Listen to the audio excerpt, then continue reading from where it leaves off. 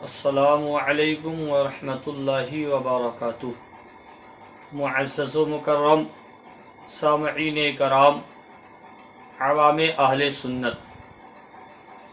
آپ حضرات نے کئی دنوں سے ایک مسلسل معاملہ آپ لوگ سنتے ہوئے آ رہے ہیں۔ میں نے صوفی کلیم کے رد میں جو ویڈیو ڈالے تھے اس میں میں نے باقاعدہ دلیل اور ثبوت کے ساتھ میں نے اپنی طرف سے اس پر کوئی الزام نہیں لگایا۔ جو اس نے کیا، جو کام وہ کر چکا ہے، میں نے اس پر اس کا رد کیا اور اس سے مطالبہ کیا کہ تم نے جو کسی مسلمان کو کافر کہا ہے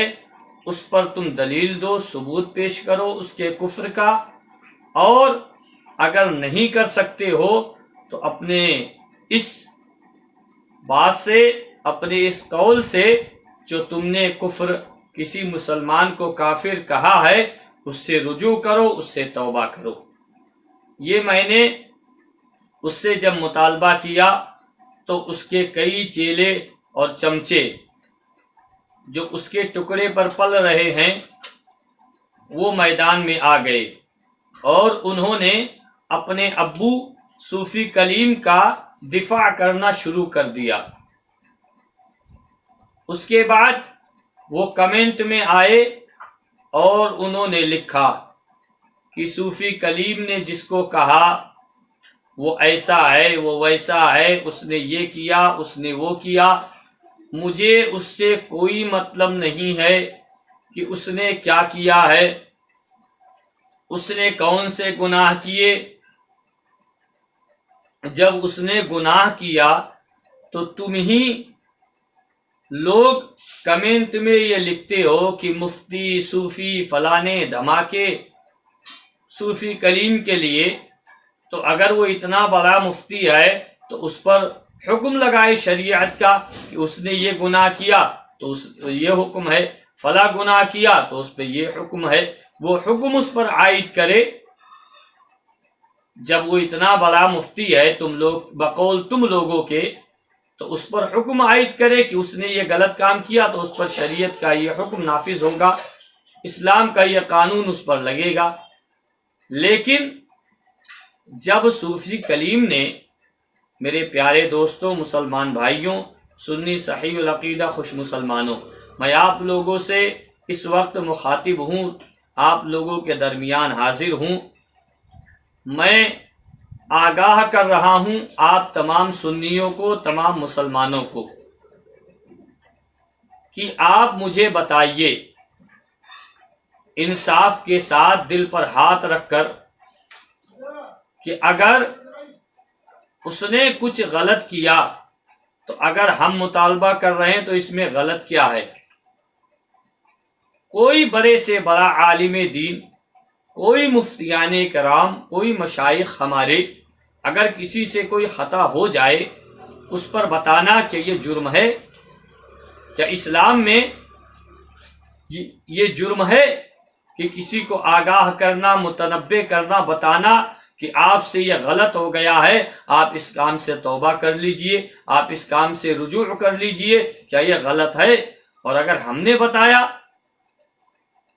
یا پھر اس معاملے کو واضح کر دے صوفی کلیم کہ بھائی یہ بات ہم نے اس لیے کہا تھا کہ اس کا ہم نے یہ کفر دیکھا، پڑھا، سنا، جو بھی ہے وہ اپنا یہ واضح کر دے تاکہ یہ معاملہ ختم ہو جائے، لیکن نہ وہ واضح کر رہا ہے اور نہ اس پر کچھ بول رہا ہے، بس ایک دو بار بول کر اور سکوت اختیار کر کے وہ خاموش بیٹھ گیا۔ اب مجھ سے کچھ میرے دوستوں نے پوچھا کہ آپ کس کے معاملے میں بول رہے ہیں، تو میں آپ لوگوں کو بتا دوں کہ آج سے کئی مہینے قبل ایک معاملہ ہوا تھا، آپ سبھی لوگوں نے سنا ہوگا یا آپ جانتے ہوں گے، مفتی سلمان اظہری صاحب قبلہ کے اوپر جو بریلی شریف مرکز سے فتویٰ آیا تھا اس کے بارے میں اختلاف چلا، اور وہ اختلاف، خیر اس کے بارے میں بات نہیں کر رہا ہوں اس وقت، وہ اختلاف چلا، پھر اس پہ بہت سارے لوگوں نے اپنے اپنے خیال اور اپنے اپنے مسائل کا اظہار کیا، خیالات کے اظہار کیے، کسی نے کچھ کہا، کسی نے کچھ، بہرحال جو بھی وہ مسئلہ ہوا۔ اس کے بعد مولانا رضوان شمسی صاحب ہیں، انہوں نے مفتی محمود اختر صاحب قبلہ جو بمبئی حاجی علی درگاہ کے امام ہیں ان سے بات کیا۔ ان سے بات کرنے کے بعد ان میں آپس میں کچھ بات چیت ہوئی، انہوں نے بھی تلخ زبان اختیار کیا، اور حضرت نے مفتی محمود اختر صاحب تو خیر سنجیدہ عالم دین ہیں، ان کے بارے میں کچھ نہیں کہوں گا، لیکن اس کے بارے میں جب بات ہو گئی دونوں حضرات کی، اس کے بعد صوفی کلیم اور مولانا رضوان شمسی صاحب کی بات ہوئی۔ مولانا رضوان شمسی صاحب نے اس سے بات کیا اور آپس میں دونوں لوگوں کی فون پر بات ہو رہی تھی، تو صوفی کلیم نے مولانا رضوان شمسی کو یہ کہا کہ میں تجھے کافر مانتا ہوں اور میں تجھے سنی نہیں مانتا۔ اس میں اور بھی صوفی کلیم نے گالیاں دی، لیکن میں ان کا ذکر نہیں کروں گا، مجھے گالی سے میں نہیں ذکر کرنا چاہوں گا ابھی، میں صرف ایمان اور کفر پر بات کر رہا ہوں۔ اس کے چیلے اور چمچے یہی کہتے ہیں کہ اس نے فلاں آدمی کو گالی دی، اس نے فلاں مشائخ کو برا کہا، اس نے فلاں آدمی کو برا کہا، تو میں کہتا ہوں تم اس پر حکم لگاؤ۔ اگر اس نے برا کہا ہے کسی مشائخ اور کسی عالم دین کو، کسی بزرگان دین کو اگر برا کہا ہے تو تم اس پر حکم عائد کرو، کس نے تمہیں روکا ہے؟ لیکن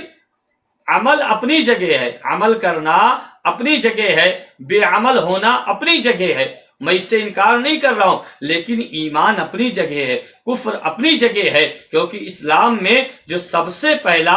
ارکان اسلام میں جو ہے وہ ایمان ہے۔ ارکان اسلام میں جو سب سے پہلا رکن ہے وہ ایمان ہے، اس کے بعد نماز ہے، روزہ ہے، حج ہے، زکوٰۃ ہے، اور بھی اچھے کام ہیں، لیکن اسلام میں سب سے پہلا ارکان کیا ہے؟ ایمان ہے۔ اور اسی لیے اللہ نے قرآن میں جہاں جہاں اعمال کرنے کا بندوں کو ذکر کیا ہے، حکم دیا ہے، ان سب جگہوں پر اللہ نے پہلے ایمان کو یاد کیا ہے، ایمان کا حکم فرمایا ہے کہ تم ایمان لاؤ پھر نماز پڑھو، ایمان لاؤ پھر روزہ رکھو، ایمان والے ہو تو حج و زکوٰۃ ادا کرو۔ اب بتاؤ، جب قرآن میں اللہ نے کئی مقامات اور بلکہ سینکڑوں مقامات پر جب رب نے یہ اعلان فرمایا، بندوں کو حکم دیا کہ اے لوگو تم پہلے ایمان لے کر آؤ پھر نماز پڑھو، ایمان لے کر آؤ پھر روزہ رکھو، ایمان لاؤ پھر حج و زکوٰۃ ادا کرو، ایمان لاؤ پھر اچھے کام کرو۔ اب اس کے بعد ایمان اسلام میں سب سے پہلے ہے، ارکان اسلام میں پہلا نمبر ایمان کا ہے، اعمال بعد میں ہیں، تو اب پہلے بات ایمان پر ہوگی، کیونکہ ایمان پر اگر کسی کے ڈاکہ ڈالا جائے گا، ایمان و کفر کا مسئلہ ہوگا تو بحث پہلے ایمان و کفر پر ہوگی، اعمال پر نہیں ہوگی۔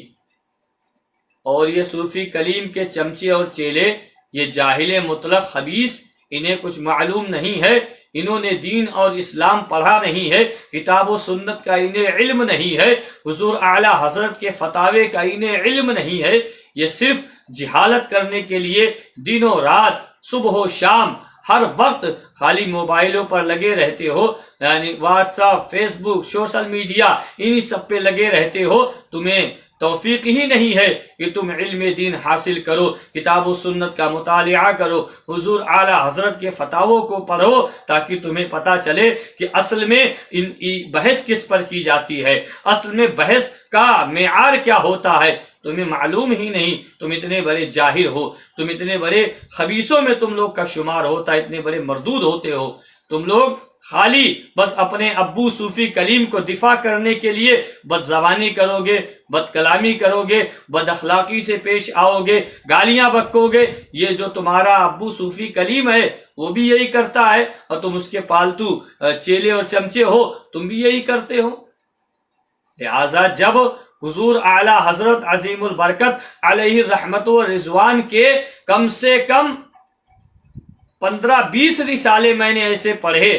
الحمدللہ، جس میں حضور اعلیٰ حضرت نے عمل پر بحث ہی نہیں کیا ہے، بلکہ جہاں بھی آپ نے بحث فرمایا ہے وہاں ایمان پر کیا ہے۔ آپ چاہے تمہید ایمان اٹھا کر دیکھ لیجئے، چاہے آپ مقال العرفا باعزاز شرع و علماء اٹھا کر دیکھ لیجئے، چاہے الکوکبۃ الشہابیہ اٹھا کر دیکھ لیجئے، ایسے کئی حضور اعلی حضرت کے رسالے مبارکہ ہیں جس میں آپ نے ایمان پر زور دیا، ایمان پر بحث کیا ہے کہ ایمان سب سے پہلے ہے۔ اگر آدمی کے دل میں، اگر انسان کے قلب میں ایمان موجود ہے تو اگرچہ وہ گنہگار ہوگا، خطا کار ہوگا، اس کے گناہ اور خطا کی سزا بھگتنے کے بعد اللہ اسے جنت عطا فرمائے گا، رب اس کی مغفرت فرمائے گا۔ لیکن اگر ایمان نہیں ہے، اگر اس کے قلب میں ایمان موجود نہیں ہے، وہ چاہے جتنی عبادت کر لے، چاہے جتنا نماز و روزہ کر لے، سب کچھ بیکار ہے، وہ کسی کام آنے والا نہیں ہے، کیونکہ سارے عمل کی حضور اعلی حضرت نے ان چمچوں کی، ان جیسے چیلے جو صوفی کلیم مردود کے جو چیلے ہیں، چمچے ہیں، جیسے وہ گالی باز ہے ویسے یہ گالی باز ہیں، حضور اعلی حضرت نے ان سارے اعمال کا اپنی بات میں آپ نے نچوڑ نکال کر ہمارے سامنے رکھ دیا۔ حضور اعلی حضرت فرماتے ہیں، امام اہل سنت کا قول ہے کہ عمل کی ساری دار و مدار،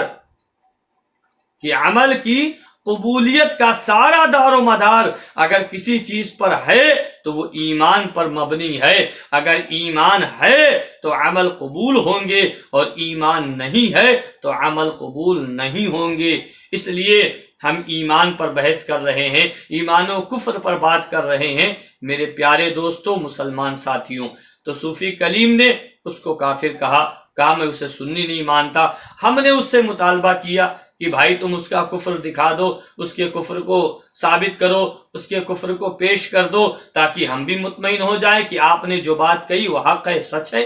ہم بھی تسلیم کر لیں۔ لیکن اس نے کچھ نہیں جواب دیا، خاموش بیٹھا ہوا ہے۔ اس کے چیلے اور چمچے جو حضور اعلی حضرت کے نام کو بدنام کر رہے ہیں اور نئے نئے چینل بنا کر اس سے کمنٹ کرتے ہیں، کہ کوئی اعلی حضرت چینل بنا کر، کوئی فلانے چینل بنا کر، کوئی دھماکے چینل بنا کر اس پہ کمنٹ کرتے ہیں، اور کمنٹ کیا لکھتے ہیں کہ آپ علم حاصل کیجئے، آپ پڑھ لیجئے، آپ مدرسے میں چلے جائیے۔ ارے جاہلوں، تم نے پڑھا ہے؟ تمہیں معلوم ہے کہ ایمان و کفر کا مسئلہ کیا ہے؟ یا تم عقیدت میں اندھے ہو گئے ہو، یا تمہارے عقل کا یہ دیوالیہ پن ہے جو تمہیں دکھائی نہیں دیتا کہ ہم نے اس سے جو مطالبہ کیا ہے، اس سے جو مانگ کی ہے، کیا وہ غلط مانگ ہے؟ یہ تمہاری اندھ بھکتی نہیں، یہ تمہاری اندھی عقیدت نہیں تو اور کیا ہے؟ کہ ساری دنیا میں کوئی کچھ بھی کرے اس پر حکم لگ سکتا ہے، اس پر ترنت وہ صوفی کلیم کود جاتا ہے میدان میں آ کے